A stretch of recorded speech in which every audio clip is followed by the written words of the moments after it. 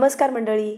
तर आजची जी रेसिपी बनवलेली आहे मी, मस्त असे रवा आणि सुकं खोबऱ्याचे लाडू केलेले. लवकर होतात, तोंडात घालताच विरघळणारे लाडू आहेत. मुलांच्या डब्यासाठी तुम्ही हे लाडू देऊ शकता. मधल्या वेळेत खाण्यासाठी एकदम असे पेड्यासारखे मऊ असे हे लाडू तयार होतात. हे झटपट तयार होणारे लाडू बघूया कसे बनवले. त्यासाठी एकदम 0 नंबरचा बारीक असा एक रवा येतो, म्हणजे लाडू रवा बोलतात त्याला. तर तो रवा घ्यायचा आहे आपल्याला आणि हा मी मोजून घेतला आहे, तर 5.5 वाटी हा रवा आहे आणि प्रमाण 1 किलो हा रवा आहे. तर मिक्सरचं भांडं घ्यायचं आहे, त्यामध्ये आपल्याला पिठी साखर तयार करून घ्यायची आहे. तर त्यासाठी 2 वाटीभर मी साखर घेतली, 7-8 वेलची घातली. त्या साखरेमध्येच आपल्याला मिक्स करून घ्यायची, म्हणजे वरून तुम्हाला वेलची पावडर वगैरे घालायची काही गरज नाही. तर आता आपण पहिला रवा भाजून घेऊया. पिठी साखर पण तयार झालेली आहे. आता रवा मी थोडा आधी जेवढा कढईमध्ये मावतो तेवढा मी भाजून घेते, बाकीचा रवा नंतर भाजणार आहे. 3 वाटी रवा घातलेला आहे, तो आधी भाजून घेते. चांगलं असं बारीक गॅसवर आपल्याला भाजून घ्यायचा आहे. रवा आहे ना करपवायचा नाही आहे, लक्षात ठेवा. तर असं मी बारीक गॅसवर हा रवा भाजून घेतला आहे. झालेला आहे. आता मी सगळं रवा तसंच भाजून घेतला आहे. आता ह्यामध्ये मी 1 वाटीभर सुकं खोबरं घेतलेलं आहे. ते सुद्धा आपल्याला भाजून घ्यायचं आहे. ते सुद्धा बारीक गॅसवरच भाजायचं आहे. ह्यामध्येच ना मी थोडेसे बदामसुद्धा घालणार आहे आणि ते सुद्धा आपल्याला थोडेसे गरम करून घ्यायचे. तर हे बघा सुकं खोबरं आता भाजायला आलेलं आहे. कलर पण थोडासा चेंज झालेला आहे. आता हे काढून घेते मी. तर रवा आणि सुकं खोबरं मी एकत्र सगळं मिक्स करून घेतलेलं आहे. हे बघा. आता सगळं एकत्र करायचं आहे. तर रवा आता मी भाजून घेतलं आहे, सगळं व्यवस्थित एकत्र करून सुद्धा घेतलं आहे. आताच ह्यामध्येच आपल्याला पिठी साखर घालायची. तर घालतानाच पिठी साखर एकदम जास्त घालू नका. जर गोड कमी असेल तर आपण नंतर घालू शकतो. तर मी आता 2 वाटीभर मी पिठी साखर घातलेली आहे. हे बघा. तर मोजून 2 वाटी ही पिठी साखर मी घातलेली आहे. आता ही पिठी साखरसुद्धा आपल्याला व्यवस्थित ही मिक्स करून घ्यायची. जर पिठी साखर कमी असेल तर नंतर तुम्ही थोडीशी घालू शकता. आता ना आपण काय करायचं, सगळं मिक्स करून घेतले पिठी साखर वगैरे. ह्यामध्ये ना तूप घालायचं आहे. तर मी 1/2 वाटीभर मी तूप घेतलेलं आहे. तो आधी पहिला 1/2 वाटीभरच तूप घालायचं आहे. थोडंसं कोमट म्हणजे वितळवून घेते जरा आणि आपल्याला ह्यामध्ये पूर्ण हे 1/2 वाटीभर तूप घालायचं आहे.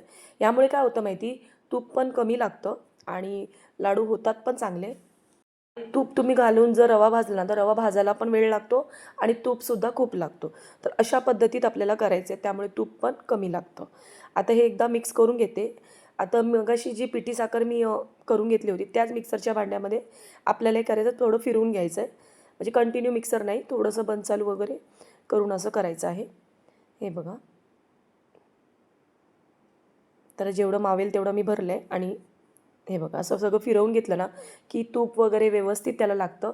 पिठी साखरेचे वगैरे खडे वगैरे असेल ते सुद्धा व्यवस्थित मिक्स होतात. अशा पद्धतीत मी सगळं करून घेते. हे बघा.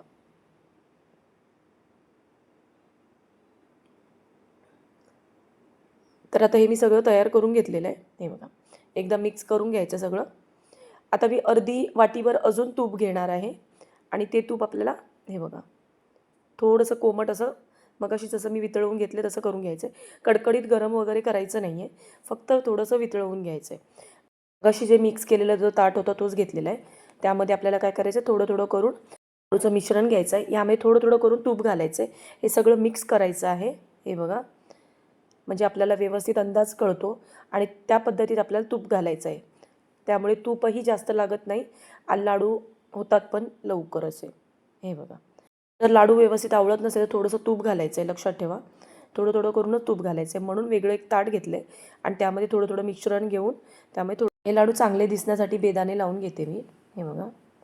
तुम्ही काजू, बदाम, काही चारोळी काहीही लावू शकता. आता हे सगळे लाडू मी तयार करून घेते. हे बघा. हे बघा, कमी साहित्यात आणि कमी अशा वेळेत तुम्ही हे लाडू तयार करू शकता.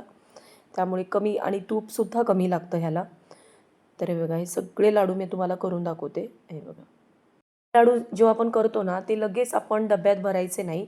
हे लाडू चांगले ना 2-3 तास चांगले सुकून द्यायचे, म्हणजे बाहेरच ठेवायचे, ज्या प्लेटीमध्ये ठेवणार ते, आणि त्यानंतर आपल्याला डब्यात भरून ठेवायचे. नाहीतर ते कसे कुस्करा होऊ शकतो लाडूचा, कारण ह्यामध्ये आपण साखरेचा पाक वगैरे घातलेला नाही, त्यामुळे हे मऊसूत असे लाडू आहेत. तर आता हे बघा अशा पद्धतीमध्ये मी हे बघा परत एकदा तुम्हाला दाखवलं आहे. थोडं थोडं मिश्रण घ्यायचं, त्यामध्ये थोडं तूप घालायचं, एकदा मिक्स करून घ्यायचं आणि मग लाडू आवळून घ्यायचे.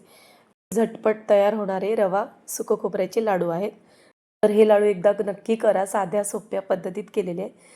रवा सुकं खोबऱ्याचे जर लाडू तुम्हाला आवडले असेल तर नक्कीच मालवणी ज्योती किचनला सबस्क्राईब करा, लाईक करा आणि शेअर करा.